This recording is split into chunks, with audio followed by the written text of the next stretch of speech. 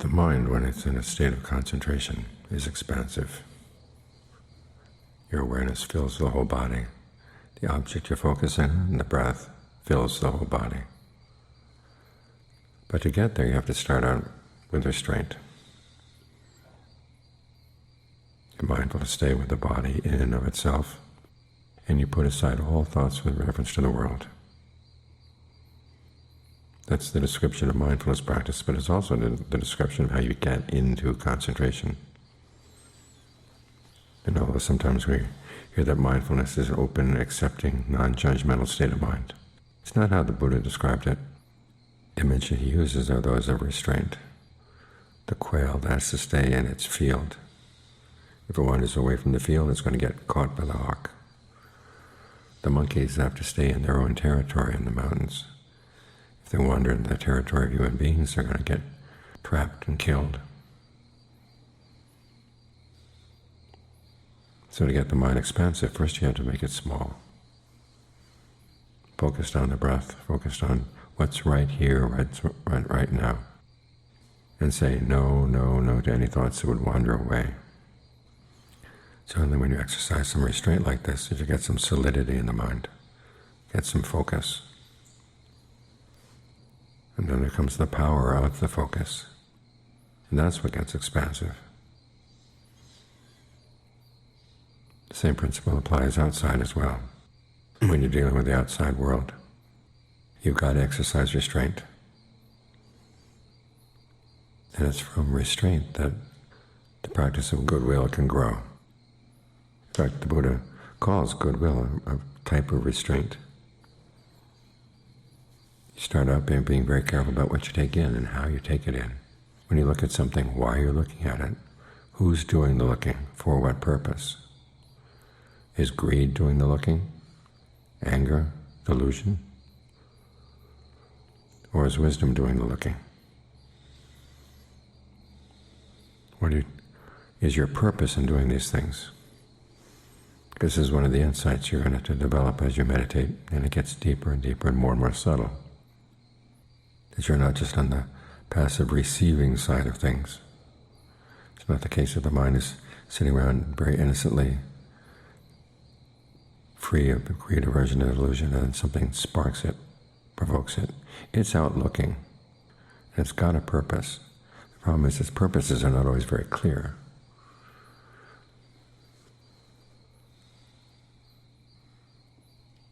A muddled idea of maybe what happiness might be and where you might look for it. But it starts even before you do things outside. Just getting engaged in the senses has a purpose, and you want to get clear about that. Because if you allow greed, aversion, and delusion to do the looking and the listening and the tasting and the touching, then they're going to come out in your thoughts and words and deeds. In other words, you have to exercise restraint both on things that come into the mind and then what goes out of the mind. And when you're careful in this way, that's when you have a good foundation for the practice of metta, or goodwill. That sutta we chanted just now talks about the things you have to do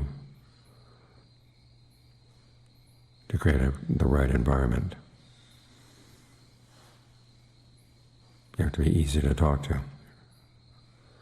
In other words, easy to instruct. You have to be gentle. Because otherwise the things you do are at cross purposes with the idea of goodwill. Because goodwill is a wish for happiness. It's not loving kindness. There are a lot of animals out there that don't want to be loved by us, a lot of people who don't want to be loved by us. They just want our goodwill. And often goodwill means, may we go our separate ways peacefully. And think of that phrase, may all beings look after themselves with ease. You're not saying, I'll be there for everybody. You're basically saying, may all beings have the capacity to be there for themselves.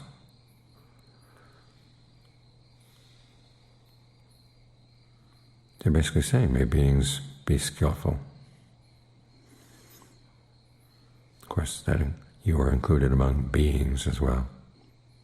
That's why we start out with the thought, aham sukhito homi, may I be happy. May I understand the causes for true happiness and be willing and able to act on them. And those include developing skillful qualities and being restrained in unskillful qualities to the point where you can abandon them. But before you can abandon them, you hold them in place. The image the Buddha gives is that our emotions are like a stream, and it's restraint of mindfulness that is like a dam that holds them in place. It's discernment that traces back, well, where does the stream come from, and stops it at the source. You're not going to find the source until you've learned some restraint first. Of course, when the mind is restrained like this, part of it is going to rebel because it's been looking for its food in sight, sound, smells, taste, tactile sensations. It's looking for its food in greed, aversion, and delusion. And even though the Buddha says that these things are like fire, they're like the kind of spicy food that burns all the way down, still that's what we like. We're kind of like hell beings that like to eat fire.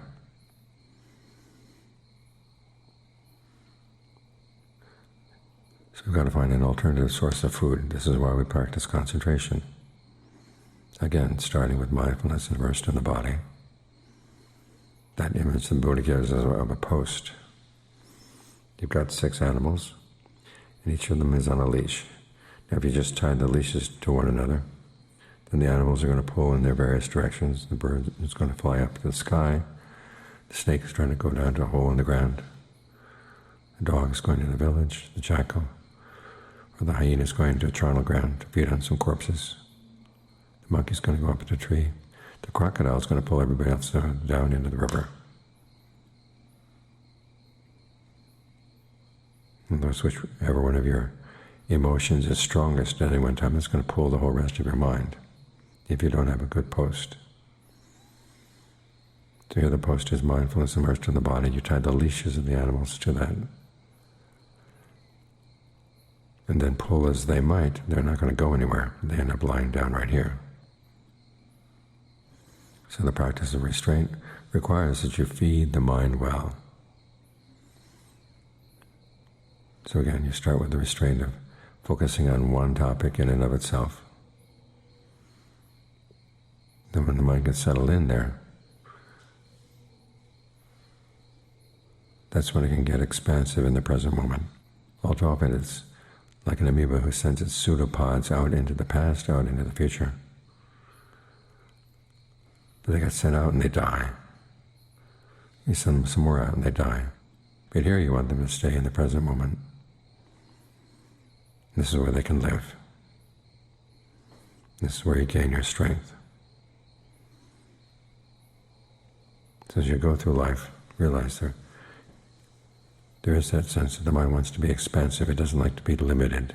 But first, before it gets that to any unlimited state, it has to put some limitations on itself. Being careful about what you look at, listen to, being especially careful about what you think. Here the Buddha gives the image of the cowherd, again, an image of restraint. When there's rice in the fields, the cowherd has to keep beating the cows back so they don't go into the fields and eat the rice. When there are unskillful thoughts in the mind, you've got to restrain them. But then once they are under restraint, then the mind can expand itself freely. That's the paradox of the practice. With restraint comes freedom. By imposing some limits on the mind, you can take the mind to a place where it's unlimited in the present moment. And from being unlimited in the present moment, you go to being unlimited outside of space and time entirely. But it starts with restraint. This is why when those people back east asked Ajahn Suwat that time about how to carry the practice into daily life, he started with the 5 precepts and restraint of the senses. Because it's the restraint and not letting the mind wander off into its defilements. That allows it to expand in other ways that are more nourishing. They're better for you, better for the people around you.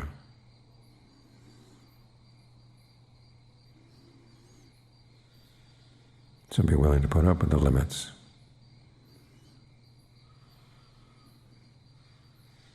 Because they're for the sake of freedom.